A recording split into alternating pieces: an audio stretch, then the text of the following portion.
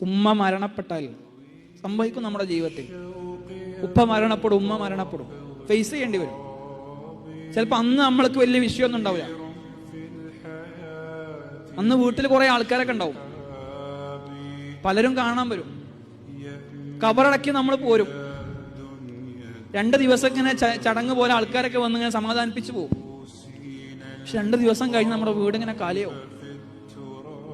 പിന്നീട് അങ്ങോട്ട് നമ്മുടെ വീട്ടിൽ നമ്മൾ അനുഭവിക്കാൻ പോകുന്ന ഒരു വിടവുണ്ട്.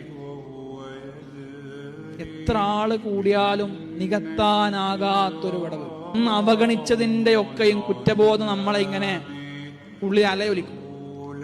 ബാപ്പാന്റെ മിസ്ഡ് കോള് കണ്ട് തിരിച്ചു വിളിക്കാതിരുന്ന സന്ദർഭങ്ങൾ ഉള്ളിലിങ്ങനെ നീറ്റലായിട്ട് വരും. ഉമ്മയുടെ തലോടലുകൾ നമ്മളിങ്ങനെ ആഗ്രഹിക്കും. പ്രോഗ്രാം കഴിഞ്ഞ് വീട്ടിലേക്ക് എന്നാൽ ഉമ്മ എന്ന് വിളിച്ചല്ലേ കയറാം. അപ്പുറത്ത് ആ വിളി കേൾക്കാൻ ഒരാളില്ലാത്ത അവസ്ഥയെക്കുറിച്ച് വെറുതെ ഒന്ന് സങ്കല്പിച്ചു. അപ്പൊ ആലോചിക്കും, ചീത്ത പറയാനെങ്കിലും വാപ്പ ഉണ്ടായിരുന്നുവെങ്കിൽ. അതിന് വല്ലാത്തൊരു പറഞ്ഞറിയിക്കാൻ പറ്റാത്തൊരവസ്ഥയുണ്ട്, അനുഭവമുണ്ട്. നമ്മുടെ ജീവിതം ശൂന്യവും. ഉത്തരവാദിത്തങ്ങളുടെ ഭാണ്ഡങ്ങൾ നമ്മൾ പേറേണ്ടി വരും.